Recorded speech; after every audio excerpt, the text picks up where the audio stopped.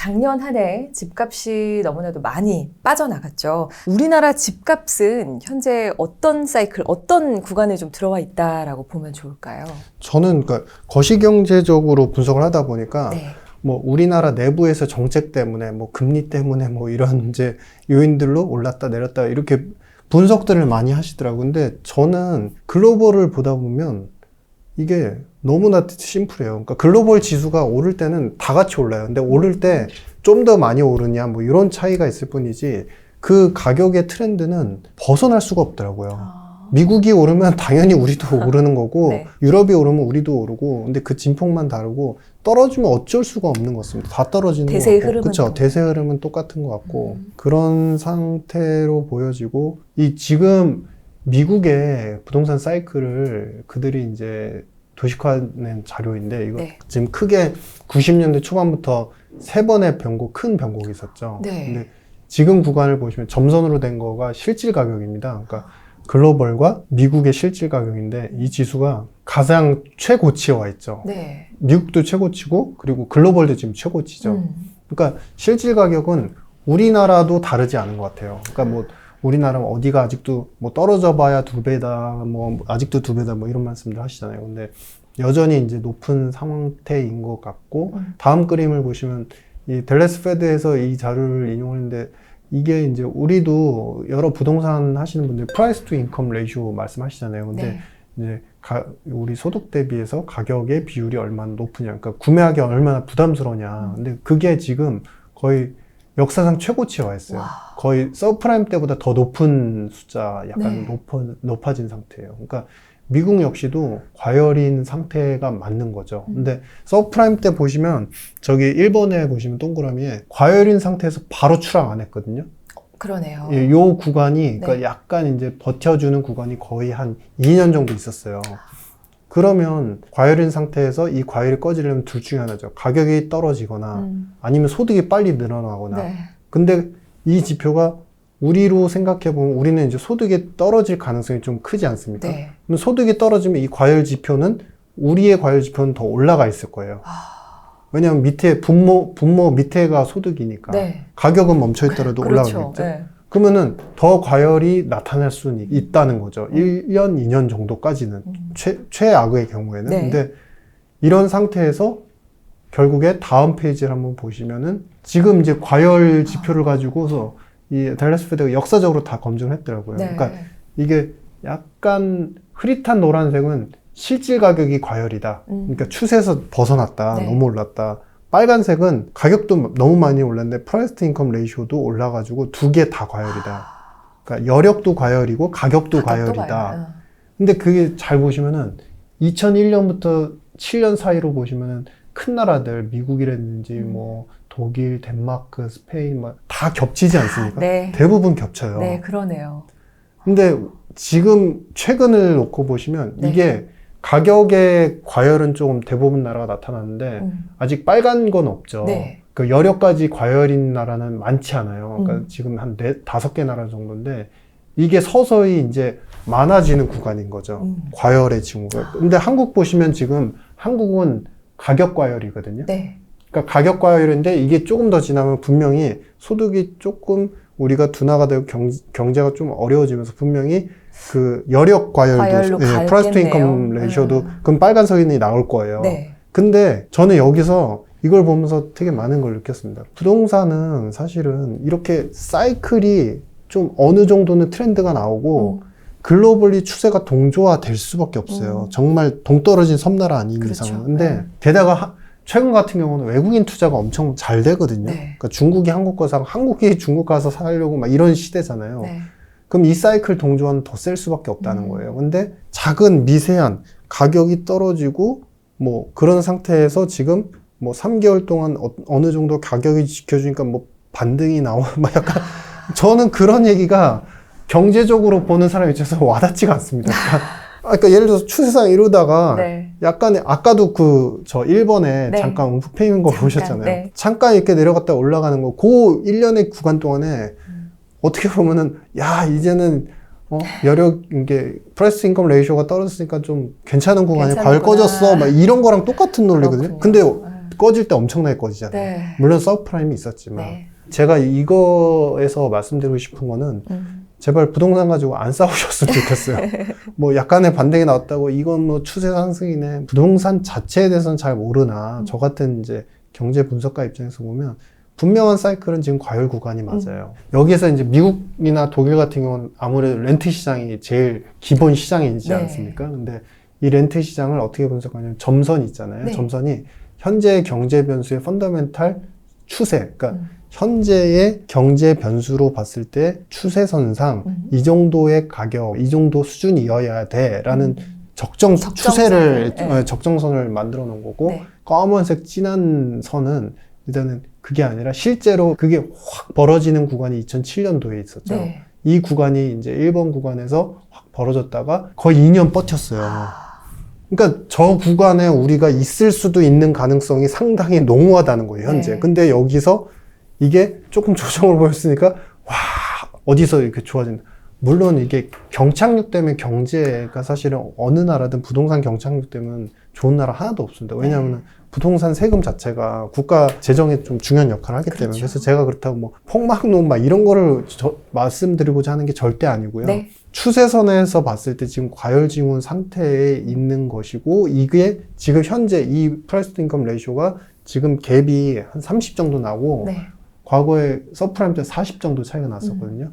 근데 지금 이제 이 갭이 아마 올해까지도 가면서 더 벌어져 있을 가능성이 클 것 같아요. 네. 그러니까 결국엔 추세에 다 붙었죠. 네. 네, 추세선으로 다 붙잖아요. 결국은 붙네요. 결국은 다 붙잖아요. 그래서 지금 이 구간에서 뭐 부동산 자산과 관련되는 부분에서 물론 이제 월급쟁이 부자들은 워낙에 이 부동산의 전문가 시청자분들이 많으셔서 네. 제가 조심스럽긴 하지만 이런 상황에서 이제 뭔가 트렌드가 변화했다라고 네. 판단하기엔 너무 짧은 구간이고 분명한 과열이 누적되고 있는 구간인 것 같다. 과열이 누적되고 있다. 뭐 이런 생각입니다. 거대한 시장의 흐름을 무시할 수 없다. 네, 따라간다라는 게 어떻게 보면 답변이실 것 같은데, 그러면 지금 세계적으로 부동산 시장이 과열돼 있다라고 하셨잖아요. 네. 그러면 결국 이 집값 하락이라는 거는 절대 우리나라만의 문제가 될 수가 없는 것이고, 네. 세계 경제의 흐름상 어쩔 수가 없는 부분인데, 그래서 지금 박사님께서 조금 전에 말씀해 주셨어요. 부동산 시장 앞으로 이제 더 하락할 것이다라고 네. 보시는데,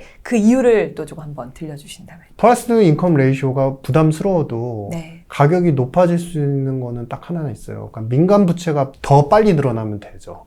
잘 생각해 보시면은 자신의 소득과 부채로 보통 끌어당겨서 이제 큰 자산을 사지 그렇죠. 않습니까? 네. 근데 여기서 소득이 이제 더 늘어나지 않으면 부채를 끌어당기는 이제 수밖에 끌어당기는 더, 네. 속도와 그 규모가 크면은 국민 전체적으로 그 규모가 확 커지면은 부담스러운 구간에서도 뭔가 자산을 막 버텨주게 그렇죠. 하는 게 있죠. 네. 근데 그런 부분들이 사실은 지금은 이제 당연히 연착륙으로 가야지 되겠죠. 부채도 연착륙 구간에 들어가고 있기 때문에 네. 사실은 이런 상태에서는 뭔가 자산 가격이 뭐 의미 있는 패턴의 개선을 보이긴 힘들지 않을까 이런 생각입니다. 그러니까 집값이 소득 대비 너무 많이 올라 있고, 그렇죠. 그렇다고 뭐 대출을 끌어당기기에는 지금은 너무나도 그렇죠. 힘든 맞습니다. 상황이다 보니까 어쩔 수 없는 상황에 네, 직면했다라고 볼 수 있을 것 같은데요. 이 부동산 시장의 침체, 아까 이제 그래프로 몇 년 정도 걸렸다 이런 구간이 있다라는 네. 예를 들어주셨는데, 이 부동산 시장의 침체가 한 어느 정도 갈 거라고 보시나요? 정부의 정책 여력, 그다음에 인플레이션 이거하고 다 직결이 된다고 생각하는데요. 그러니까 네. 뭐냐면 인플레가 어느 정도 연말까지 가고 그래서 어느 정도 안정화되는 기미가 보여서 이제 미국을 필두로 해서 이제 정부 정책 여력도 조금씩 생길 수 있고 중앙은행들도 너무 긴축만 하지 않아도 네. 되는 그런 구간들이 오면은 그러면 이제 서서히 분위기는 잡힐 수 있겠죠. 근데 중요한 거는 그때 당시에 글로벌 미국 경제, 한국 경제 모두 다 글로벌리 봤을 때 가계의 소득이 늘어나는 부분들이 확연하게 보여야 되고 그러려면 기업의 생산이 확실히 늘어나야 그렇죠. 되거든요. 근데 그게 지금 사이클, 경기 사이클로 놓고만 본다고 하면은 2년 안에 그게 터닝을 하긴 힘들어 보입니다. 네. 앞서도 우리가 일부에서 나눈 것처럼 말씀을 2년 동안 약간은 슬로우하게 가다가 계속 약간 침체 국면으로 가는 구간이기 때문에 네. 최소 2년 정도는 보셔야 되지 않을까 최소 생각하고 2년 있습니다. 정도 좀 장기적으로 봐야 되는 가능성이 크다라고 얘기해 주셨습니다. 많이들 부동산 시장 방향의 결정타는 가장 큰 이제 변수는 금리다라고 이제 그렇죠. 얘기를 하시잖아요. 고금리 상황이 부동산 시장에 영향을 좀 지속적으로 미칠 것으로 보시나요? 부동산을 저는 부동산으로 생각 안 하고 경제에 그냥 사이드에 있는 에셋, 물론 이제 아. 거주에 대한 니즈를 충족시켜주는 뭐 약간 특이한 상품이죠. 근데 그런 상품이라고 생각해 봤을 때 보시면은 지금은 현재의 가격 자체가 절대 가격 그리고 실질 가격으로 봐도 상당히 높은 수준이에요. 아마 아까 우리 글로벌 가격 지수 네. 보신 것처럼. 그러면 이 가격을 어느 정도 지탱을 해주고 하려면은 끌어오는 돈, 그러니까 남의 돈, 부채에 대한 비중들이 어느 정도 많이 차지를 해줘야 될 거예요. 근데 그 끌어오는 돈의 금액에 대한 이자 비용이 높으면 네. 그게 당연히 이것을 사기에 부담스러운 상황인 것이고 네. 저는 그 생각도 해봅니다. 그러면요 반대로 기준금리도 그렇고 시장금리가 이제 떨어지고 약간씩 떨어지기 시작하면 그러면은 이거를 많이 사면서 이제 이 자산 가격이 오르지 않을까요? 근데 저는 안 그럴 것 같아요. 왜냐면 지금 구간이 경기 사이클이 하락 구간이잖아요. 네. 그러면 소득으로 보통 이제 부채가 끌어와 주는 거 아닙니까? 근데 소득이 그냥 되게 간편하게 생각해서 제가 월 100만 원을 버는데 네.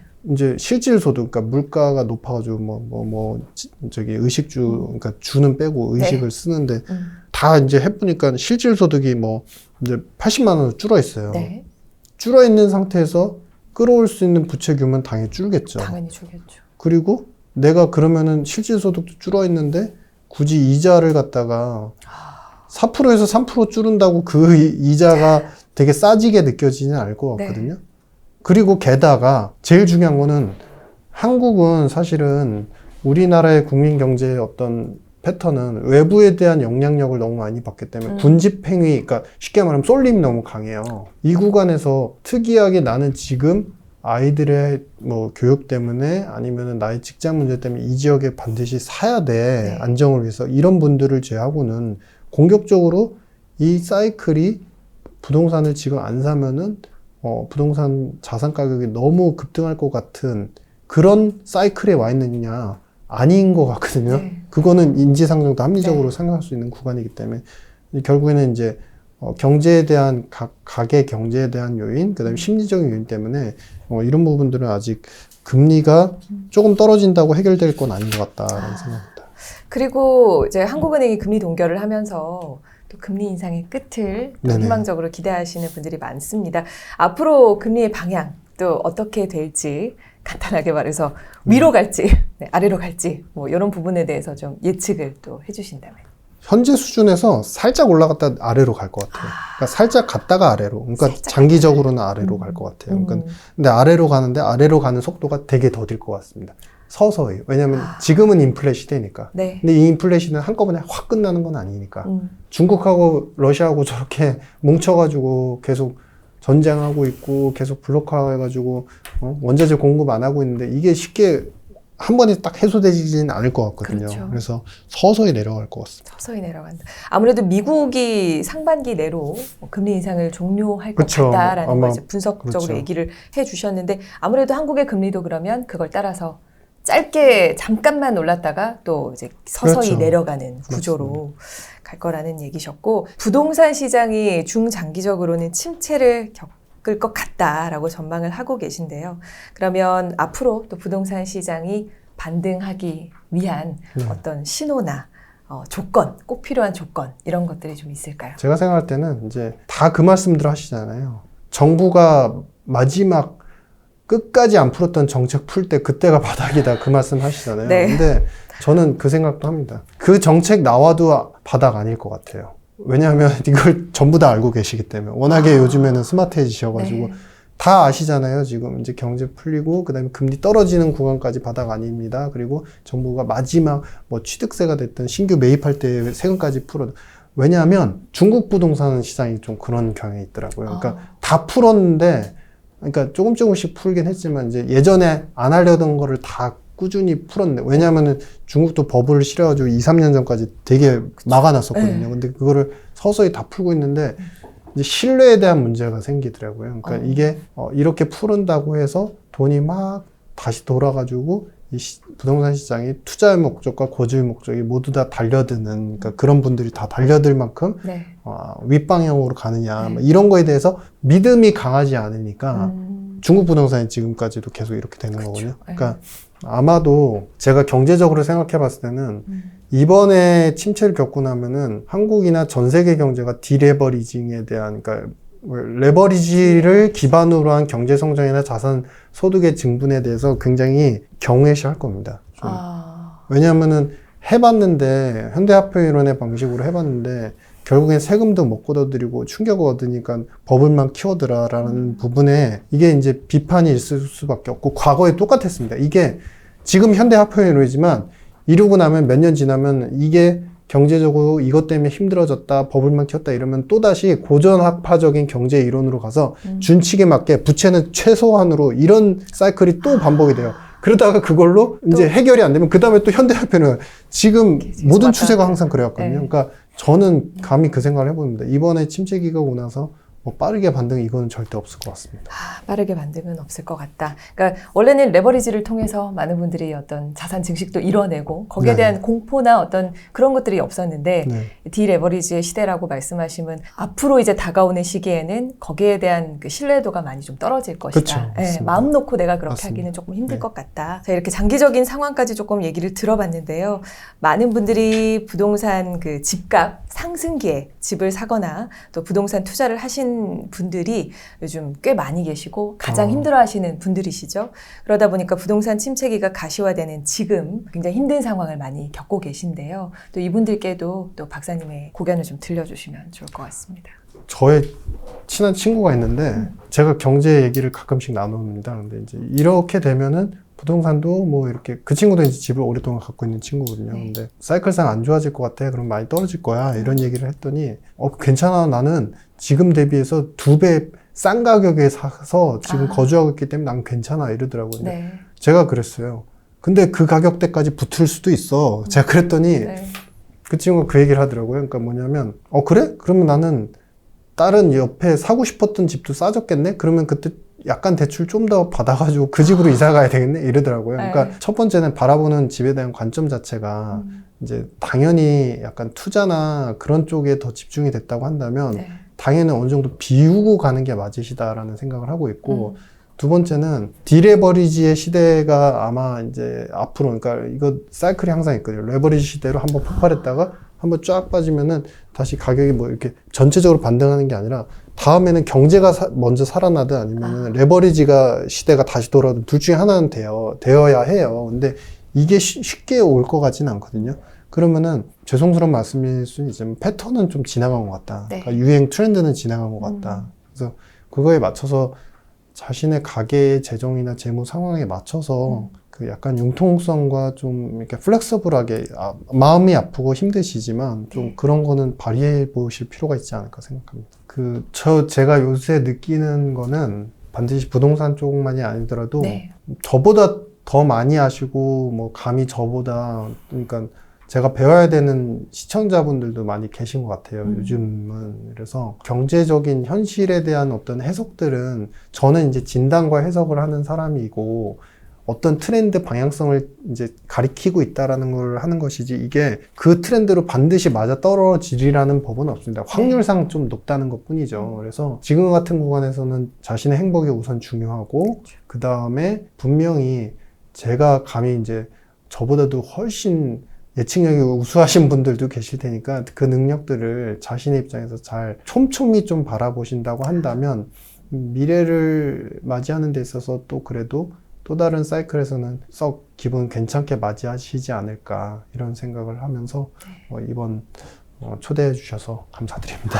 네, 감사합니다. 이렇게 마지막에 소감까지 또 남겨주셨어요. 어려운 경제를 빠르게 분석해서 모두 이해할 수 있게 해드리는 다팝콘 채널도 여러분 많은 이용 부탁드립니다. 우리나라가 작년 3월 이후에 1년 연속 무역 적자를 기록하고 있습니다. IMF 외환 위기 이후에 최초라고 하는데 정말 최악의 시나리오라고 할 수 있죠. 그렇죠. 우리나라가 정말 위험한 상황으로 가게 되는 걸까요? 되게 안 좋은 부분이, 우리가 경제학적으로 봤을 때 숫자도 좀 안 좋아지는데 국가의 측면에서의 외교적인 관계들도 조금 힘들어지고 있고 그 관계의 이면에 있는 서로 간의 이제 갈등 구조들 이게 쉽게 말씀드리면 숫자도 안 좋아지는데 전 세계 경제가 블록화되는 약간 이제 서로 간에 이렇게 뭉치는 그런 구조가 되는데 네. 뭉치면은 이제 어쨌든 우리가 뭉쳤을 때 뭉친 그 안에서 힘을 얻고 편을 얻어야 되잖아요. 시너지가 나야 그렇죠. 되잖아요. 시너지가 나야 네. 되잖아요. 근데 우리가 일본한테 조금 밀리고 있습니다. 그러니까 아. 시너지를 못 받고 있습니다. 그러니까 그러니까 우리가 자본주의 국가라고 할게요. 그러니까 네. 자본주의 국가들끼리 이제 미국, 유럽, 뭐 그다음에 일본 뭐 이렇게 다 뭉쳤는데 네. 여기서 이제 시너지가 나고 이제 우리가 좀 뭔가 잘 할 수 있었는데 그거가 안 되고 있어요. 관계의 문제에 있어서 조금 우리가 좀 불이익을 좀 많이 보고 있는 상태인 것 같고 이게 얼마 되지 않은 일인가요? 아니면 좀 장기적으로 우리가 그렇게 안 좋은 상황으로? 작년부터 사실 시그널은 계속 지속이 됐었죠. 네. 그러니까 사실은 이 관계에 있어서 뭔가 우리가 미국하고 같은 주류의 편에 있고 뭔가 그러면은 이제 자본주의 국가들 내에서 뭔가 수급도 안정화되고 교역도 안정화되고 막 이럴 네. 수 있었는데 이래야 되는데 사실상 그런 부분들이 오히려 더 마이너스가 나고 우리가 이제 중국하고의 어떤 교역에서 되게 많이 피해를 보는데 그렇죠. 중국하고 피해는 전형적으로 고래 싸움에 새우등 터지는 네. 격입니다. 그러니까 미국하고 중국하고의 관계가 더 안 좋아지면서 좋았을 때 우리가 수출을 많이 할 수 있었던 메모리나 이런 반도체 쪽에 대한 수요들이 확 줄어들니까 그것 때문에 더 힘들어지고. 그러니까 이런 블록이 되는 경제 구조에서는 사실은 사이와 관계에 대한 문제가 되게 결정적인 영향을 미치기도 합니다. 과거에도 사실은 이제 파운드 블록이라고 있었거든요. 네. 과거에 1800년대 때 대영 제국 때 우리가 네. 식민지 많이 거느리고 있을 때 그때 정말 거의 한 30개, 40개 나라가 다 편입이 됐었습니다. 그때 이집트도 들어가 있었고 거기에 뭐 중동 국가도 들어가고 어마어마하게 컸습니다. 네. 근데 그때도 대영 제국일 때도 블록화되고 이렇게 파운드 블록 형성했을 때 이제 한쪽에는 당연히 달러 블록이 있었겠죠. 그렇겠죠. 근데 네. 거기 힘이 약했어요. 그때까지만 해도 그때는. 미국 경제가 세지 못했으니까. 네. 근데 그때 당시에 사실 이 블록 안에서도 준비금이란 거 제도를 마련해가지고 각 국가들이 통화 가치를 파운드에다가 일정하게 고정시켰는데 그 돈이 있어야지 가치를 맞추지 않습니까? 근데 그때도 영국이 관계가 좋은 국가들은 좀 도와줬어요. 근데 관계가 조금 덜한 국가들한테는 조금 불리하게 예, 해줬겠죠. 좀 소원해져. 그러면서 이게 서서히 나중에 또 여기도 균열이 가고 붕괴가 됐거든요. 불확실하고 결국엔 중국, 러시아 그리고 더 나아가서 북한 이렇게까지 뭉쳐있는 시대에서는 사실은 이제 우리 한국 같은 경우에도 관계 설정 부분들이 되게 중요한 이슈인데 그런 부분이 좀 많이 어려워지고 있는 것 같다. 그러면 한국의 지금 현재 상황인 무역 적자도 박사님께서 보시기에는 그 영향이라고 그 보시나요? 영향도 의미를 좀 알고. 전부는 아니지만 그 영향도 일부 있는 거죠. 만약에 똑같은 볼펜 하나가 있을 때 네. 좋은 볼펜 있고 볼펜 한번 네? 줍시다. 이 볼펜은 안 좋아요. 근데 이 볼펜은 좋아요. 근데 이거는 A라는 나라가 있고 B 나라가 있어요. 근데 이 B 나라가 좀 약간은 떨어져요, 아직은. 근데 이 B 나라랑 관계가 좋으면, 너희들이 이렇게 좋아지는 때까지 기다렸다가 너희들하고 교육할게. 거래를 하는 거죠.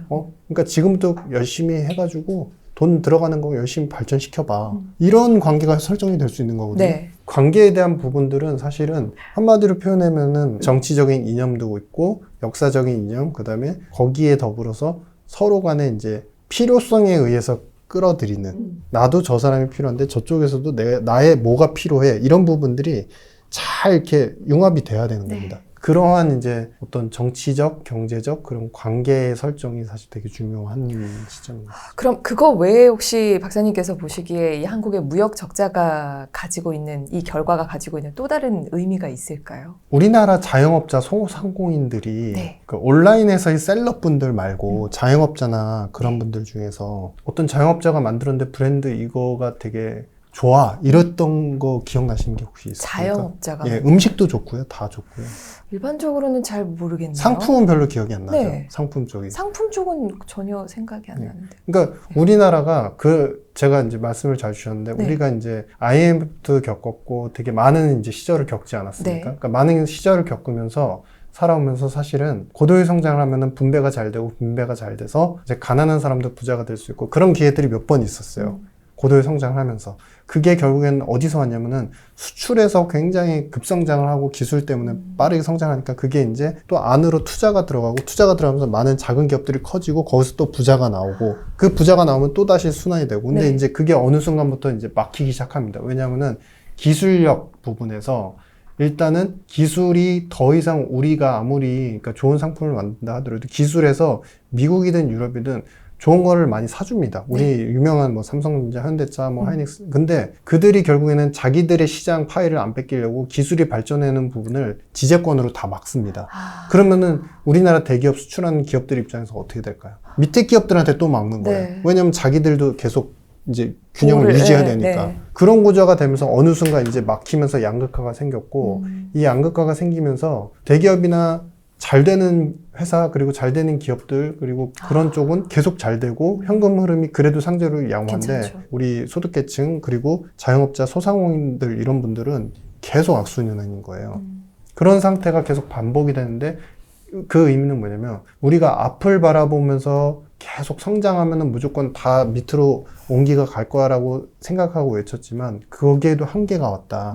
거기에 한계가 오면서 사실은 앞서도 제가 여쭤본 게 그러면은 안에 내수 살림이 잘 되면 결국에 자영업자나 안에 있는 분들이 어느 정도 상품의 가치도 있고 네. 이게 이제 국민들도 좋아하는 그런 그렇죠. 상품들이 있어야 되거든요. 네. 그게 이제 미국이 내수 서비스 그 내수 시장이 큰 게 바로 그건데 우리는 그게 안 돼 있어요. 그러면서 나타나는 현상이 사실은 서로 간의 단절이 굉장히 강하게 일어나고 제가 이 말씀 드리는 거는 무역 적자도 되게 중요한 이슈고 이거 해결하려면 시간도 많이 걸리고 되게 고민스럽지만 지금 관계 문제에서 좀 힘들어진 부분이 있기 때문에 이거는 좀 장기간 걸쳐 해결해야 되는 숙제라고 생각이 됩니다. 이 정도까지 왔으면. 근데 네. 더 중요한 거는 내부에서의 경제 활동을 하는 그리고 모든 이제 국민들 있지 않습니까?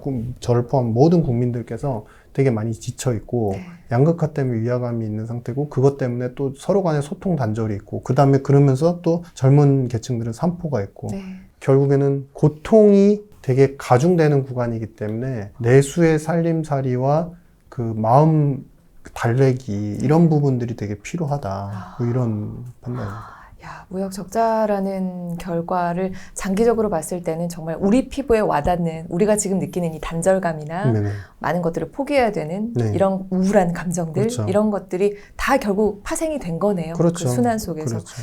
지금도 사실 충분히 힘든 시기를 다들 네. 지나고 있거든요. 네. 더 걱정이 되는 부분은 모두가 이렇게 더 가난해지는 건 아닐까? 네. 그런 걱정이 참 많이 들어요. 지금 얘기해 주신 여러 이제 글로벌 경제 상황들을 비춰봤을 때 앞으로 우리의 실생활, 삶에서는 좀 어떤 영향을 받게 될까요? 예전에도 우리가 그 대공황 시절을 겪고 뭐 이런 때를 보면은 중요한 거는 정부의 역할이 필요해요. 그러니까 정부의 역할에 대해서 제가 이제 뭐 돈을 풀어서 어떻게 하자 뭐 이런 차원보다도 미세적인 정책들이 되게 잘 쓰여져야 되니까 그러니까 돈을 하나 쓰더라도 잘 쓰여져야 되는 구조고 지금 사실은 앞에도 이미 말씀드린 것처럼 고통이라는 거, 단절이라는 거 사실은 요즘에 정신 상담 프로그램 많이 보시잖아요. 맞아요. 오은영 박사님 방송 많이 하시는데 육아를 제외하고는 부부나 가족관계에서 문제의 본질을 다 찾아 들어가면 대부분, 전부는 아니지만 90%가 다 경제예요.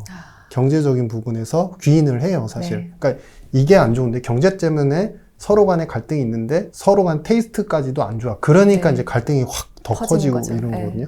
그럼 뭐냐면 서로 간에 이제 이런 갈등에 대한 본질적인 원인이 내가 저 사람이 싫고 저 사람이 날 싫어해서라기보다는 본질적인 경제적 갈등에 대한 고통이 해소가 안 되고 있다. 이것을 지금 현실적으로 봤을 때 그거를 인정하고 그것에 대한 해소와 이제 그것에 대한 감정을 갖다가 어느 정도 풀어가는 것들이 되게 중요하다고 생각합니다. 이게 지금 경제 이야기를 하면서 왜 지금 심리 얘기를 하지라고 하실 수는 있지만 심리는 경제 활동에서 정말 중요한 부분이에요. 가족이 갈등이었고 편안하고 내가 나가서 일을 하고 사냥을 해가지고 더 정말 많은 걸 획득할 수 있다는 희망과 보람이 있을 때 모든 가장들 그리고 각 경제 주체들은 되게 열심히 일을 하시게 되거든요.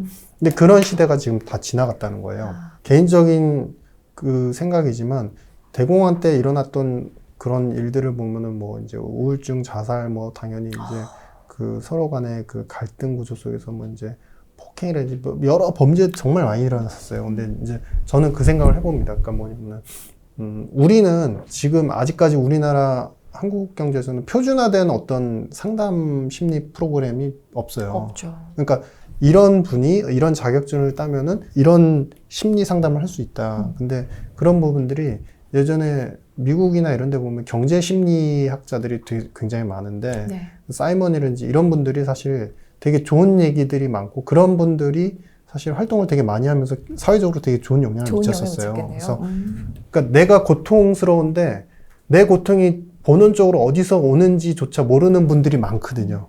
원인이 바쁘게 뭔지. 살다 보면. 예, 예. 그러니까 그런 부분에 대해서 사실 한 번쯤 생각해 볼 수 있게 이런 프로그램들, 상담 이런 것들이 저는 좀 다변화됐으면 좋겠다. 좀 많이 이렇게 받을 수 있었으면 좋겠다. 그런 생각을 하고 있고. 그리고 이제 두 번째는 지금과 같은 이제 외부에서 온 충격, 그 다음에 정책 카드 때문에 다 미국이 이제 사실 기침하면 우리나라는 이제 들어 누워야 되잖아요. 네. 그러니까 그런 구조 속에서는 사실은 정확하게 우리가 그런 얘기를 할 수 있어요. 그래서 당신이 제안할 수 있는 대안은 뭔데? 저한테도 대안은 없습니다. 근데 중요한 건 각자가 DNA를 개발하는 방법밖에 없어요. 그러니까 고통의 시기에 예전에 많은 문학가들이 제일 좋은 작품들은 전쟁 시기에 탄생을 한다는 얘기가 있거든요. 그러니까 지금은 사실은 뭔가 부를 창출하고 무언가 한 단계 그래도 업그레이드 해야지. 물론 기회가 있으면 하셔야죠. 근데 그럼요. 그런 부분보다도 자신의 삶, 그리고 내가 제일 잘하는 것. 근데 보통 잘하는 것은 자기가 좋아하는 것하고 다르더라고요. 네, 맞아요. 제가 어떤 전문 그 아나운서님께 여쭤봤더니 자기는 방송이 제일 싫대요. 근데 잘하는 일인 거죠. 그분은 정말 방송을 잘하시는 네. 분이 제가 볼 때. 그런 부분에 대해서 남다르게 잘할 수 있는 거. 그러니까 되게 막 거창한 거를 제가 말씀드리는 게 아니라 DNA라고 해도 자기가 잘할 수 있는데 남들보다 조금 더 독특하게 잘할 수 있는 부분에 대해서 그걸 좀 개발해보자. 네. 얼마 전에 만났던 제가 퍼스널 브랜드 마케팅을 하시는 분한테 네. 제가 그걸 여쭤봤었어요. 요즘 같은 힘든 시기에 직장인들은 어떻게 살아야 되나요? 그럴수록 퍼스널 브랜드 마케팅이 필요하죠. 아니, 그건 셀럽이나 연예인이나 뭐 사업가, 뭐 유명한 사람들만 네. 하는 거죠. 그게 안 그렇습니다. 자신을 잘 보면 나는 다 이제 이렇게 승진도 하고 이렇게 직장에서 각자 자리가 다 다르잖아요. 그렇죠. 근데 이런 분들이 보면 어떤 분은 승진했는데 관계가 너무 좋아요. 그러니까 누구나 다 좋아해요. 네. 이런 분은 그거를 계속 살려나가면 나중에 그 네트워크를 계속 나중에 이제 제2의 인생을 계획하실 때도 넓혀가지고 그 네트워크 속에서 자기를 실현할 수 있는 그쵸. 그 솔루션을 찾으면 되고, 그러니까 즉 이야기는 뭐냐면 자신의 브랜드에 대해서 가치를 부여하고 내가 잘하는 것에서 조금 더 남들보다 더 잘할 수 있게 노력하는 그런 시간으로 가는 게 지금은 우리 사회에도 좀 그래도 바람직하지 않을까. 지금 어쩔 수 없이 힘든 이 구간에서 그렇죠. 이런 네. 생각을 하고 있습니다. 위기를 극복하는 각자만의 좀 DNA를 네. 좀 개발하는 것이 필요하다라고 하셨는데, 아무래도 가장 염려되는 부분은요, 실업률 측면일 네, 것 같아요. 그렇죠. 우리 딱 피부로 와닿는 느낌은 그렇죠. 이런 일상 속의 어려움, 그러니까 실업률 같은 측면도 아무래도 또 앞으로도 계속 더 어려워진다고 보면 되겠죠. 그렇죠. 네. 뭐 수출 기업들 입장에서 일단은 적자가 나는 상황에서 설비 투자는 사실은 최소화하고 오히려 이 위험한 구간을 넘어가기 위해서 많은 대기업들이 다 R&D 쪽, 그러니까 더 경쟁력, 관계에 있어서 부족한 부분을 이제 경쟁력으로 뚫고 나가려면 결국엔 상품의 R&D 그렇죠. 경쟁력이거든요. 그래서 네. 그런 부분에 집중하다 보면 일단은 뭐 일부 연구 쪽 인력에 대한 니즈는 있을 수 있겠으나 전반적인 브로드한 이제 설비 투자나 네. 어떤 직군에 대한 수요들은 좀 줄겠죠. 그래서 그런 부분들이 좀 줄 수 있고, 저는 사실 제일 걱정되는 게 지금 금융 하면서 SBB 사태 일어난 다음에 뭐 CS 사태도 일어나고 그러면서 사실 금융 쪽에 되게 포커싱이 돼서 오늘 주식이 오르면은 금융 이쪽이 다 해결됐나 보다 이러고 주식이 내려가면 뭐 어디서 또 터지나 이러는데, 저는 사실은 그거는 약간은 좀 피하고 싶은 부분이고 네. 그것보다 우리나라 벤처 기업들도 상당히 좀 피해를 볼 것 같다. 그렇죠. 좀 이 여파가 결국에는, 왜냐면 SBB가 투자했던 많은 벤처 기업들이 영국, 캐나다, 이스라엘, 일본 뭐 전 세계 각국에 다 있습니다. 네. 근데 그 각국에 있어서 SBB가 투자를 하면은 그 세컨 라운드에서는 이 정도 투자도 해도 돼라는 바이블까지 형성될 정도였거든요. 그렇겠죠. 리딩하는 네. 그런 은행이었기 때문에. 그래서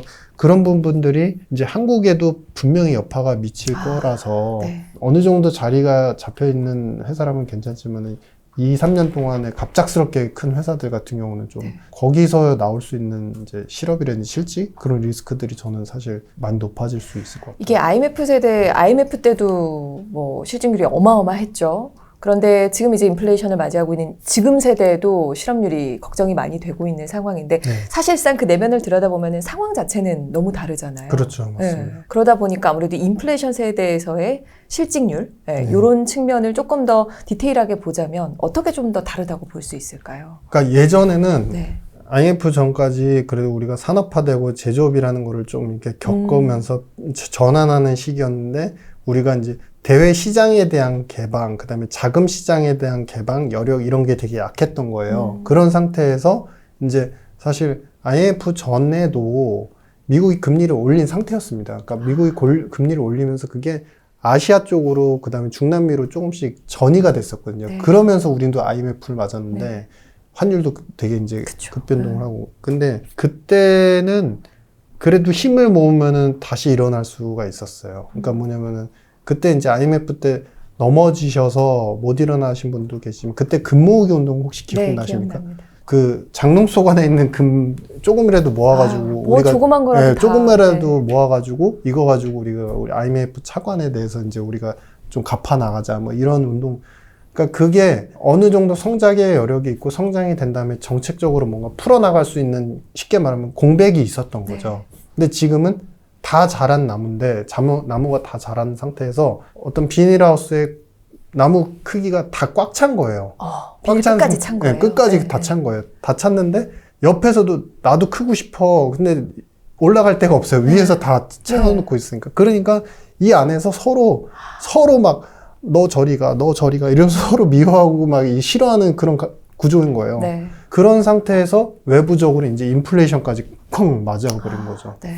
이런 거는 사실은 지금 당장 우리가 뭐 가난해지고 사실 전 세계도 마찬가지고 우리나라에도 돈이 어마어마하게 많이 풀리는 네. 상태거든요. 그래서 우리가 당장 뭘 살 수 없고 먹을 수 없다 이런 구조는 아닌데 어느 정도 이 자란 구조에서 우리가 더 이상 다음의 넥스트 스테이지를 생각하기 힘든 구간이 돼버린 거예요. 구조적으로. 그래서 저는 사실 한국 경제를 말씀드릴 때는 되게 죄송스럽고 좀 조심스러운 게 있는 게 제가 보는 관점에서는 더 이상 자라날 그 공백, 네. 이 비닐하우스 안에 공백이 없거든요. 안 보이거든요. 그래서 그런 것들은 어쩔 수 없이 우리는 대외경제 풍파에 굉장히 민감하기 때문에 인플레가 서서히 거치고 인플레가 거친 다음에 미국이 뭔가 그래도 정책 여력이 생겨서 미국이 그래도 낙수 효과라고 그래도 좀 좋아지면은 전반적으로 조금씩은 다 좋아지는 효과가 있기 때문에 그 기간을 최소 2년 이상은 잡고 최소 2년 이상 잡고 네. 버텨나가야 되는 시기인 것 같다라고 생각합니다. 절박한 상황이니만큼 우리가 버텨나가야 된다. 근데 보통 이제 경제 위기가 왔을 때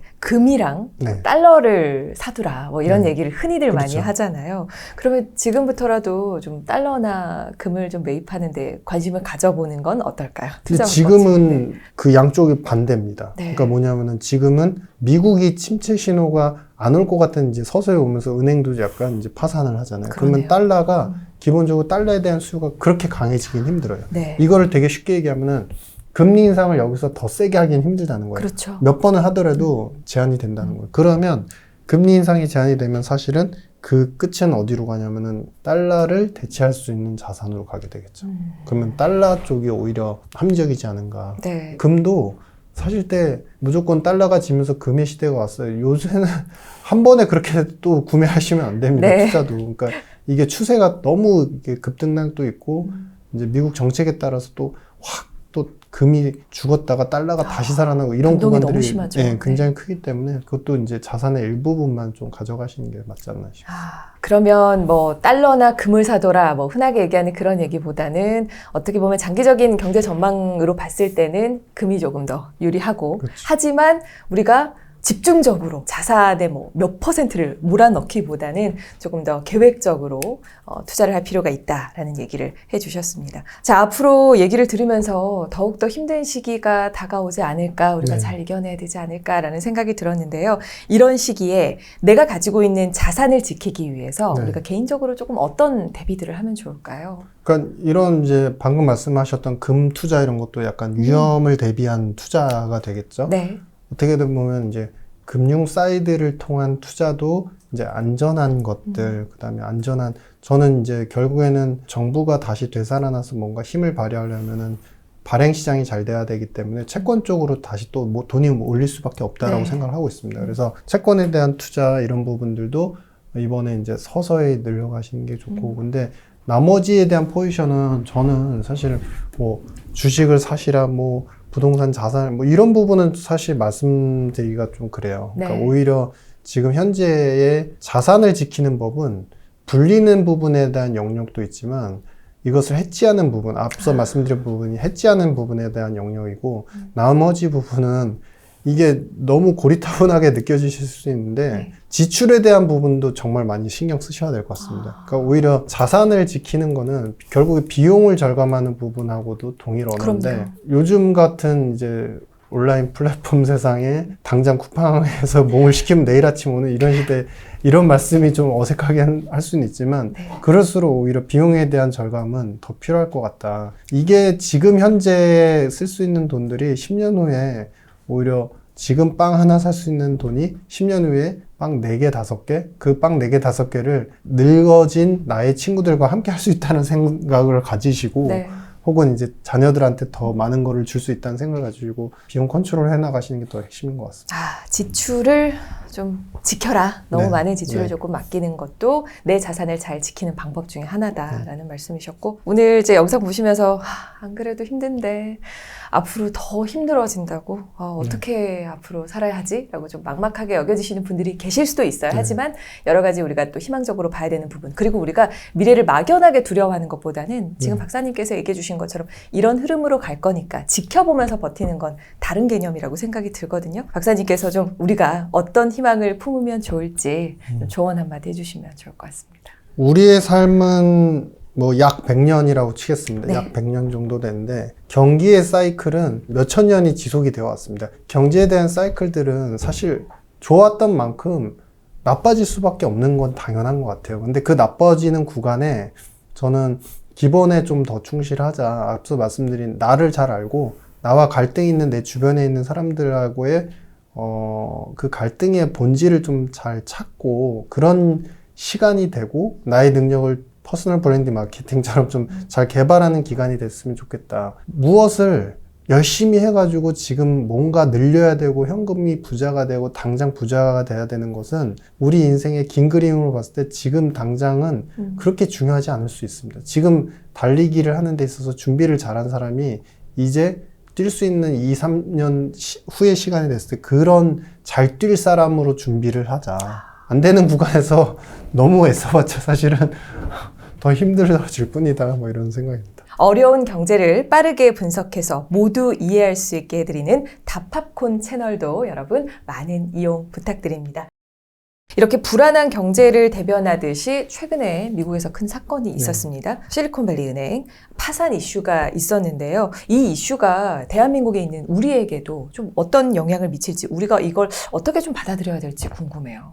저희가 바라볼 때는 네. 이제 거의 한 4, 5년, 길게는 10년 동안 이것이 성장하는 것은 당연하다고 여겼던 벤처에 대한 성장에 대해서 이제 의구심을 갖게 되는 것이고, 벤처라는 것은 사실 다들 벤처이시잖아요. 그러니까 새롭게 그러니까 모험적인 기업들을 하는, 근데 이제 가치가 있고 기술이 필요하면 충분히 벤처다라고 표현을 했는데, 그런 많은 플랫폼이나 많은 벤처 기업들의 가치가 다운그레이드가 될 수 있다. 그러니까 사실 이번 사태를 잘 보시면 이거는 금융위기랑 달라서 안정적입니다. 그리고 예금자 보호를 해주고, 그 다음에 뭐 BTFP라고 해가지고 이제 은행들이 갖고 있는 채권을 담보로 해서 돈을 이제 빌려준다고 했어요. 네. 빌려주는데 이제 그 요즘에 채권 가격이 내려갔으니까 샀을 때는 비쌌고 지금 내려갔잖아요. 네. 그러면 샀을 때 비싼 가격으로 쳐서 대출해주겠다. 그러니까 그러면 이제 다 해결이 되는 거냐. 그러니까 사실 금융시장은 좋죠. 왜냐면은 잘 생각해보시면 옛날에 비싸게 산 채권인데 이 가격이 내려갔는데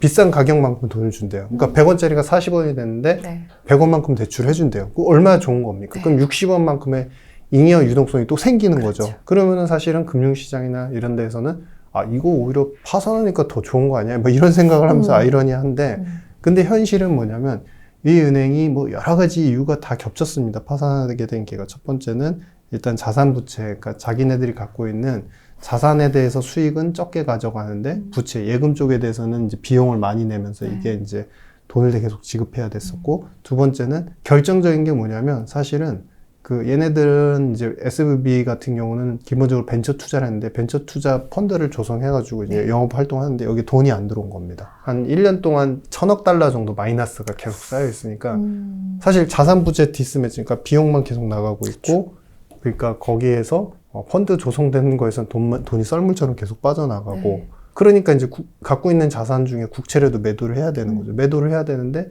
이제 매도하면 이제 다 누군가가 이제 받아주고 그 다음에 매도한 다음에 또 돈이 더 필요하니까 유증을 해야 되겠다. 그렇죠. 근데 유증을 하는 거에 대해서 아무도 안 봐주는 이 우리한테 주는 메시지는 쉽게 말씀드리면 뭐냐면 기존에 성장하던 패러다임에서 벤처 투자자든 아니면 기업이든 벤처 기업이든 돈이 있으니까 충분히 투자할 수 있어 라는 투자 금융기관 입장, 그 다음에 돈을 받아서 성장했던 기업 입장, 당연시 여겼던 게 하나씩 균열이 생기고 있다는 겁니다. 네. 당연히 돈이 들어왔고 당연히 돈이 있으니까 기업 활동을 할 수 있었는데 그게 이제 깨지면서 나타나는 불균형이라는 거죠. 우리가 당연하게 생각하는 선순환 구조잖아요. 네. 그렇게 구조가 일어나야 뭔가 네. 성장이 이루어질 그렇죠. 수가 있는 건데 그렇죠. 이렇게 막혀버리는 게 되는 그렇죠. 거네요. 근데 이거 조금만 더 생각해 보시면 4년 동안 네. 우리 코로나 겪으면서 근래까지 4년 동안 당연하게 여겼던 게 뭘까?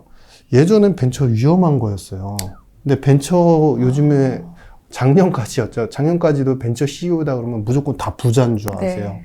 왜냐면 다 익스트가 되고 돈이 다 받아준다고 생각하니까. 두 번째는 자산이 많으면은 특히나 부동산 자산이 고가인 거. 그러니까 사실은 우리나라의 부동산 자산들도 많이 올랐지 않습니까? 네. 근데 그 오른 가격이 당연하다고 여기세요. 그러니까 제가 예전에 희한한 장면을 봤습니다. 그러니까 어떤 분께서 자신의 이제 그 집 가격에 대해서 네. 모니터링을 하시다가 거의 이제 200% 이상 오른 가격인데 그 200% 오른 가격이 거의 뭐 한 진짜 강남권이어서 20억 이상인데 네.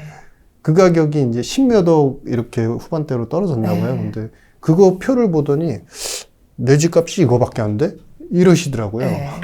그러니까 뭐냐면은 부채의 힘으로써 자산 가격도 들어올렸고 벤처 위험하지만 위험성이 오히려 떨어지고 오히려 벤처하면 무조건 대박이 난다 했던 부분들. 그리고 마지막 세 번째는 우리가 사실 당연시 여겼던 게 또 핵심이 하나 있는데 무조건 돈이 없으면 빌려서라도 쓰지. 그러니까 부채에 대해서 사실은 거의 3년 동안에 너무나 쉽게 생각했던 경향이 있었어요. 네. 이제 저금리 영향도 있었지만 중요한 거는 대출 태도죠. 네. 그러니까 은행이나 금융기관들이 대출을 해주는 데 있어서 상당히 좀 적극적인 행태였었고 맞아요. 그전처럼 이렇게 뭔가 체크를 하는 구도가 아니잖아요. 네. 온라인으로 비대면으로 딱 굉장히 해서 심플했어요. 그렇죠. 네. 그러니까 이러한 당연한 그런 것들의 핵심은 뭐냐면 부채인 겁니다. 그러니까 부채가 많은 것들을 다 떠받쳐 줬는데 그것들이 좀 이제 서서히 균열이 가고 있는 그런 국면입니다. 전체적인 부분에서 어떤 영향이 있다라는 걸 얘기해 주셨는데 그러면 조금 더 구체적으로 경제에는 이 SVB 파산 이슈가 경제에는 좀 어떤 영향을 미치게 될까요? 우선 민낯이 하나 나왔다 뭐 이런 판단입니다. 그러니까 뭐냐면 제가 이 말씀을 드리기 전에 앞서서 현대화폐 이론이라는 내용을 말씀드리고 싶은데 네. 이게 얘기를 간단하게 말씀드리겠습니다. 그러니까 예전에는 그러니까 화폐라는 게 문물 교환을 하는 수단으로서 그렇죠. 쓰였었죠. 근데 지금은 이 화폐라는 게 뭐냐면은 국가가 세금 징수를 하기 위한 수단이라는 거예요. 거기에서 이제 핵심 포인트가 뭐냐면 예전에는 물물 교환으로 이렇게 넘어가던 시대에는 금본위가 있었으니까 금이 하나 있으면 달러가 하나. 그러면은 지금 이 가격이 금 가격이 이렇게 적정하게 지켜지고 있으니 금 하나당 뭐 예를 들어서 온스당 지금 뭐 몇 달러 이게 책정이 돼서 그러면은 금은 이만큼 갖고 있으니까 이 가격 균형을 맞추려면 달러는 이만큼 있어야 돼. 이게 있었는데 지금은 그게 없는 겁니다. 그러면은 쉽게 말하면 전 세계를 대표하는 통화인 달러가 네. 제가 이제 반문을 한번 해보겠습니다. 네.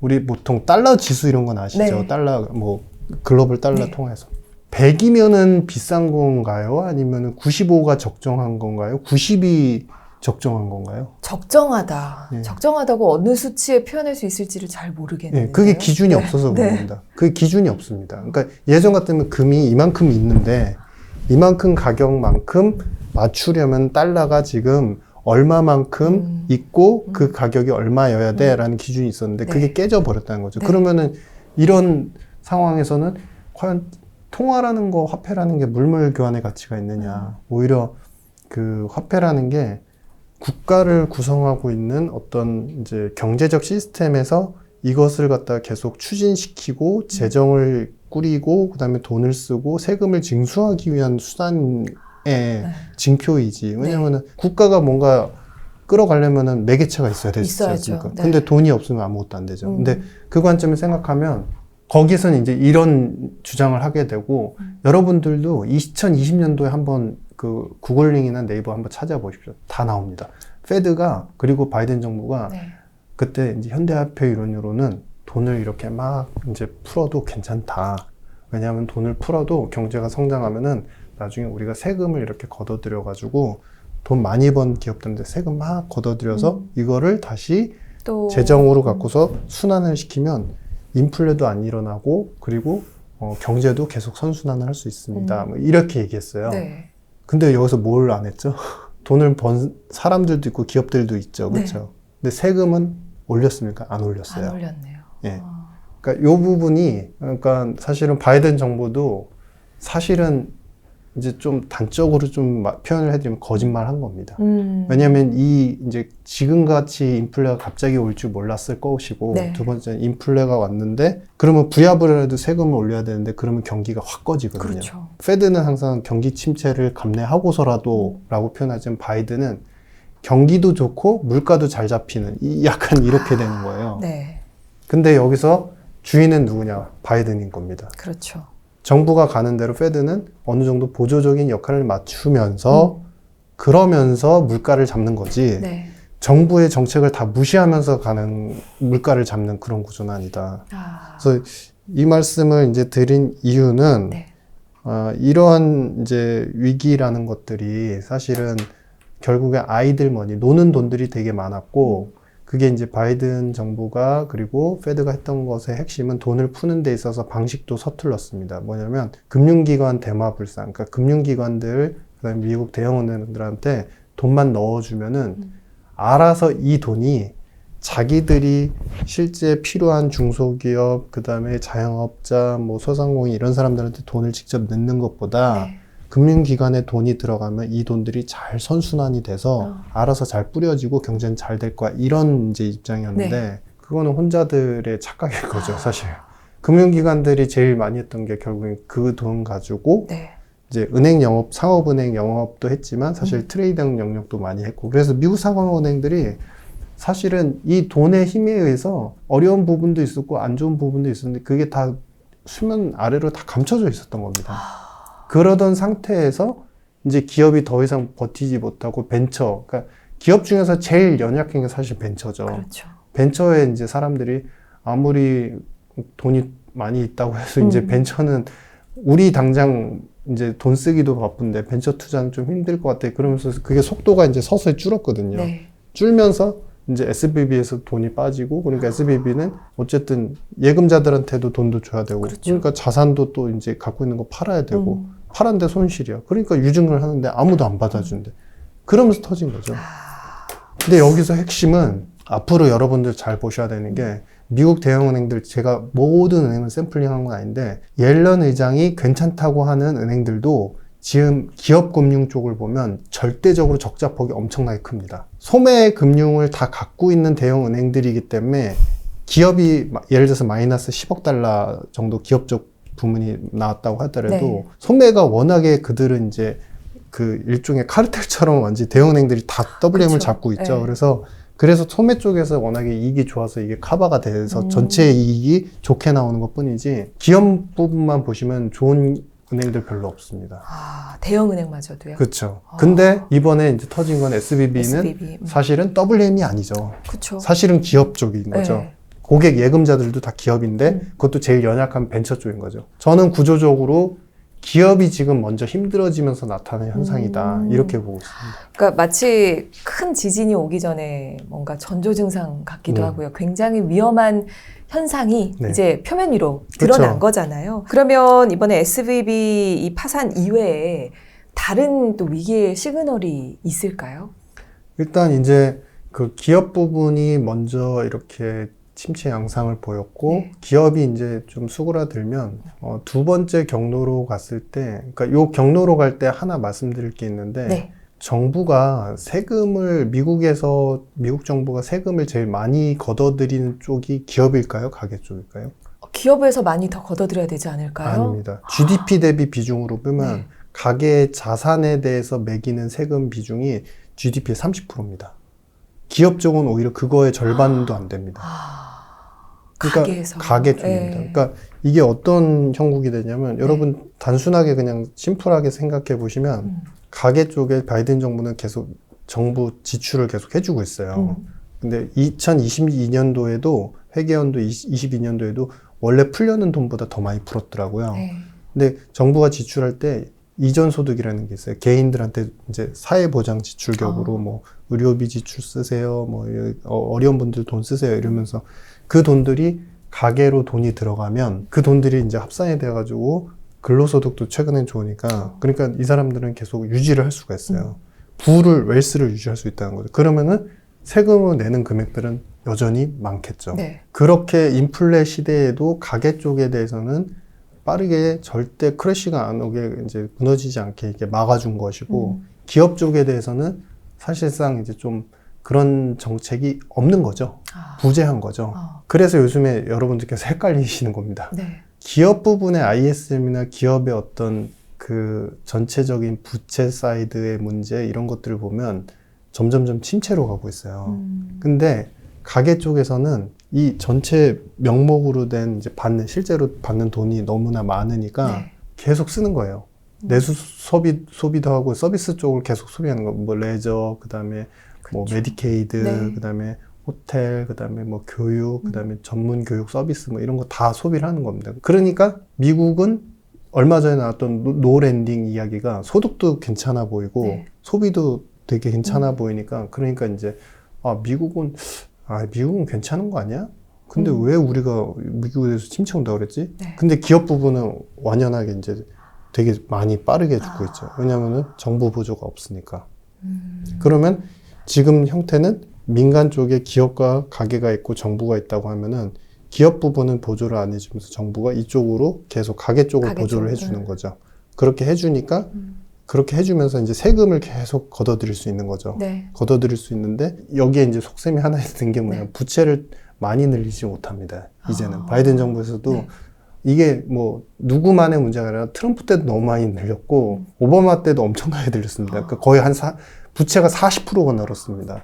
그러니까 되게 많이 늘렸거든요. 네. 물론 8년 동안 했기 때문에 네. 그렇긴 한데 근데 바이든은 이제 사실은 그 좀 사면 초과예요. 왜냐면 처음 취임할 때 3년 차 될 때는 흑자 재정이 나온다고 했거든요. 근데 먼 얘기죠. 네. 말도 안 되는 네. 얘기죠. 요즘에 부채 한도 협상 좀 길어지고 있지 않습니까? 6월까지 좀 딜레이가 된 늘려서, 상태인데 네. 이제 지금 멈춰 있는 상태입니다, 사실은. 근데 이제 그 부채를 갖다가 더 못 땡길 상황이기 때문에 일단은 재정 그 수입, 그러니까 예산 이제 우리 세금으로 걷어들인 예산에 좀 의지를 할 수밖에 없는 구간이고 네. 그렇기 때문에 가계 쪽을 오히려 더 신경을 많이 쓰고 그러면서 서서히 이제 기업 쪽은 이제 침체가 더 빠르게 오고 있는 네. 상태다. 근데 그렇기 때문에 소비가 계속 살아있는 듯 보이죠. 근데 실제로 이거를 뚜껑을 다 열어보면 실질 소득과 실질 소매 판매 이런 거 트렌드를 보시면 그냥 멈춰 있는 상태예요. 그러니까 실질이라고 표현하는 거는 네. 우리가 그 물가가 오르면은 비싸진 만큼 그 금액 지출이 많아 보이잖아요. 네. 예를 들면 우유 한 병이 예전에는 500원이었는데 1,000원이 되면은 우유 한 병을 지금 샀다 놓으면은 1,000원이잖아요. 네. 옛날 대비해서 50% 2배 오른 것 네. 같잖아요. 근데 사실은 사람들은 우유 하나만 여전히 사고 있는 거예요. 더 많이 사지 그렇죠. 않는데. 더 많이 사잖아요. 네. 그대로 유지하고 있는데 그게 다 정부 쪽의 힘으로 그렇게 고전이 됐다. 어떻게 보면 되는 고전이 상황. 되고. 그래서 간단히 말씀드리면 지금 침체의 양상은 기업 부분에서 이미 진행이 됐고 진행이 된 부분들이 지금 약한 은행들을 위주로 해서 그런 리스크들이 표출이 되고 있고, 그게 이번에 뭐 여러 가지 정부가 지원하고 이렇게 대책을 마련하고 뭐 이런다고 해서 그런다고 될 문제가 아닙니다. 왜냐하면은 그렇게 한다고 해서 이 은행들이 살아나서 기업을 다 살릴 수 있는 게 아니거든요. 아니죠. 그러면 기업들은 계속 힘들어지면서 A 기업이 힘들어지고 B 기업이 그다음 C 기업, 그 다음에 C 기업과 직결되는 그런 이제 은행들이 또 힘들어지고, 이게 서서히 하나씩 연쇄적으로, 나타나는 예. 거죠. 그러면서 이제 결국 기업들이 더 힘들어지면 나중에 돌아서 정부가 열심히 보조하고 막았는데도 가게가 결국에는 소득이 줄 수 있는 구간이 오는 거죠. 네. 그러면서 하나씩 균열이 생기는 겁니다. 아, 그러니까 지금처럼 하나씩 균열이 올 때는 사람들은 헷갈리고, 그쵸. 두 번째는 이제 경기 혹자들은 턴할 거다, 네. 뭐 이런 얘기까지 하시는데, 이런 얘기는 절대 여러분들 속으시면 안 됩니다. 헛된 기대에 불과하네요. 예, 예. 지금 어떻게 보면은 이런 이슈들을 들었을 때 네. 우리가 가게에서는 정말 금융위기나 경기에 대해서 네. 체감이 객관적으로는 안 될 수 있다는 얘기잖아요. 네네. 왜냐하면 쓰던 건 계속 쓰면서 그쵸. 살 테니까. 근데 오히려 기업 같은 경우는 정부 지원도 덜 받을 수밖에 없고 그쵸. 더 빠르게 그 현상이 나타날 수밖에 없는데 네. 그게 너무 표면적으로 드러난 게 이번에 이런 파산 그렇죠. 이슈라는 맞습니다. 거죠. 그렇죠. 미국의 소비 비중이 계속해서 늘어나고 있고 또 그 신용카드 연체율도 늘고 있다는 그런 데이터도 있더라고요. 그렇죠. 네. 그게 이제 그런 거죠. 그러니까 뭐냐면은 이번에 은행의 문제가 사실은 거기 그 SVB처럼 벤처와 관련된 기업들, 그다음에 자산 부채가, 그러니까 자산에서 걷어들이는 수익은 적은데 부채에서 내는 비용이 많은 그런 은행들이 좀 네. 약간 힘들어졌었는데, 중소형 은행들의 그 신용카드 연체를 보면 위기 때 7% 정도면은 항상 위기가 났거든요. 네. 그게 선행이든 후행이든 사실은 무관해요. 근데 네. 지금 7%를 이미 육박하고 있습니다. 이미요? 중소은행들이. 근데 그거 잘 보시면 네. 이게 이제 소비에도 패턴이 있고 심리가 있는데, 지금 미국 같은 경우 양극화가 더 심합니다. 그래서 부자들 상위 10%하고 하위 10%하고 그 소득 격차를, 연간 소득 격차를 22년도에 살펴보시면 14배 차이가 납니다. 14배요? 14배요. 예. 그러니까 상위 10%는 평균 한 20만 불 이상 벌어들이고 있고, 네. 이쪽은 거의 뭐 15,000불? 뭐 이 정도밖에 안 됩니다.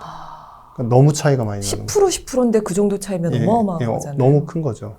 그러니까 그러한 부분에서 이제 어떻게 보면은 부자들이 돈을 많이 어느 정도 쓰고 있기 때문에 이제 버티는 것 같고, 근데 이쪽 이제 중저소득 계층 같은 경우는 사실상 소득이 많지 않은데 미국에서도 그 대출을 받기가 되게 편한 환경이에요. 그러니까 그래요? 금리는 높은데, 그러니까 신용카드 대출도 되게 많이 나가고 있고, 자동차 론도 되게 많이 나가고 있고, 네. 그래서 그런 부분에서 사실은 이제 없으면, 아까 제가 세 가지 말씀드렸죠. 당연시 여겼던 네. 세 번째 부채. 네. 부채에 대해서도 여전히 당연시 여기니까 크레딧을 끌어와가지고 대출을 끌어와서 막 소비를 하고 있는데, 네. 이분들은 정작 소득이 안 늘고 있어요. 그러면 어디로 지금 메이크업이 되냐? 다 정부의 이전 소득. 그러니까 정부가 어느 정도 보존해주는 네. 부분. 그러니까 그런 데서 심지어 가계조차도 약간의 균열이 좀 오고 있는 상태인 거죠. 그러면 벌써 위기의 시그널이 3개나 나오고 네. 있는 거네요. 그렇죠. 맞습니다. 정말 심각한 상황이라는 게 다시 한 번 더 인지가 되는데, 많이들 세계 최강국인 미국도 이번 경제 위기를 좀 빠르게 극복하기는 정말 어려울 것 같다라고 얘기를 하는데, 미국 또한 이번 경제 위기를 비껴가기 어려운 이유가 무엇에 있을까요? 쉽게 말씀드리면 카드를 다 쓴 거죠. 그러니까 양적 완화도 다 했고, 네. 그다음에 양적 완화를 할 때도 사실은 이제 아까 제가 현대화폐로 말씀드렸지 않습니까? 그러니까 정부가 돈을 이제 푸는 거죠. 계속 이제 경제를 살리려고. 네. 그래서 나중에 세금으로 걷어들일 거니까 괜찮습니다 했는데, 이제 그거를 할 때 결국엔 채권을 발행하는데, 채권 발행하는 게 외국에서도 발행했지만 연준이 사주고 있는 거예요. 그러니까 계속 거의 한 30-40%를 사주고 있습니다. 네. 그러니까 이렇게 하는 거를 예전에는 사실은 하면 안 된다고 그랬어요. 왜냐면은 그렇게 되면 한 몸이 되잖아요. 그렇죠. 사실은 한쪽이 네. 푸는데 한쪽 거를 다 사주고 있다. 그러면 중앙은행하고 본질적으로 정부하고 독립이냐? 독립이 아닌 거죠. 근데 독립이 아닌 거를 오케이 해줬습니다. 학회에서, 학계 자체에서도. 네. 왜냐면은 아까 말씀드렸던 MMT. 정부가 하는 거에 대해서 어느 정도 보조를 맞추는 게 그게 현대화폐 이론에 따라서. 거기에는 네. 맞추면 된다. 나중에 잘 걷어들이면 된다. 근데 그렇게 정책은 다 썼는데 쉽게 말하면 나중에 숙제를 안 해놓은 거죠. 네. 지금 걷어들여야 되는 걸 못 걷어들인 상태로 재정은 또 막막하고. 그렇죠. 그렇다고 부채 발행을 지금 되게 많이 할 수도 없는 상황이고. 그러면 누구한테 결국 의존했냐면 정부는 또 연준한테 의존해야 되는데 연준이 지금 사실은 어찌 됐든 물가 잡기로 가고 있잖아요. 금리도 올리고 뭐 이렇게 하고. 그러니까 사면초가입니다, 사실. 정책적으로 기댈 보면. 데가 없네요. 예, 정책적으로. 그러니까 지금의 이제 그 표면적인 뉴스는 이제 그 금융 시장이나 주식을 투자하시는 분들 입장에서는 뭐 파월이 매파다 뭐 이렇게 표현을 하지만 네. 사실은 파월은 매파가 아닙니다. 그냥 페드 와치에서 우리가 시장에서 예상되는 만큼만 금리를 차곡차곡 올려주고 있고 지금 일각에서 얘기했던, 그러니까 그 전에 얘기했던 폴 볼커식의 방식은 전혀 아닌 것이고 모든 것들이 지금 네. 어려운 구간이고 정책화된 다 소진돼 있고 그런 네. 상태인 것 같습니다. 거기다 그 상태가 심지어 발현까지 되고 있는 그렇죠, 그런 맞습니다. 상황이라고 말씀해 주셨는데 이런 경제 상황의 위험 징후들이 계속 포착되고 있는 상황에서 저희가 계속 안 좋은 상황만 계속 또 네, 얘기를 할 수는 없으니까요. 그렇죠. 거기에서 또 긍정적으로 또 발견할 수 있는 포인트, 긍정적인 신호나 변수가 있다면 어떤 게 있을까요? 결국에는 물가일 겁니다. 물가. 예, 물가. 물가가 사실은 그래도 안정화되는 이제 목표치 범위가 되면은 이제 페드도 조금 금리든 아니면은 양적 완화 쪽이든 아니면 좀 자유로워질 수 그렇죠. 있고 그러면 이제 정부도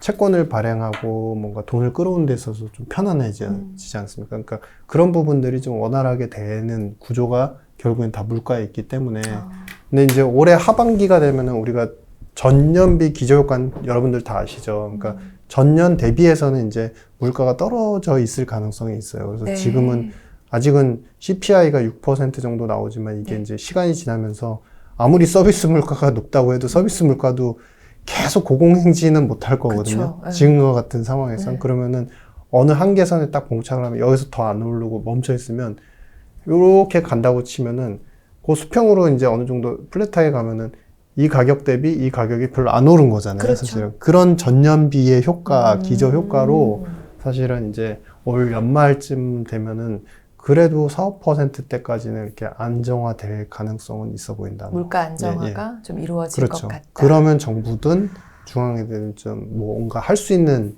카드들이 좀 생기겠죠. 그 시점을 박사님께서는 올해 하반기, 올 연말쯤, 예, 예. 연말쯤으로 보고 계신 거잖아요. 그렇게 예측하시는 이유가 있으실까요? 올 연말쯤 정도 되면? 그게 두 가지입니다. 서비스도 아무리 경직적이고 서비스를 아무리 계속 한다고 해도 실질 소매 판매가 그리고 실질 소득이 계속 지금 정체되는 구간이기 네. 때문에 가게들도 최근에 이제 저축률이 좀 올라가고 있어요. 아, 네. 그러니까 미국 가게조차도 되게 많은 보전을 받고 지원을 받는 가게조차도 일단 못 버는 쪽은 되게 못 벌고 있고 네. 그러니까 이제 서서히 돈을 쟁겨놓기 시작한다는 겁니다. 그러면 이제 그 얘기는 뭐냐면 소비의 지출 의향들이 조금씩 약간 네. 약해진다는 네. 거죠.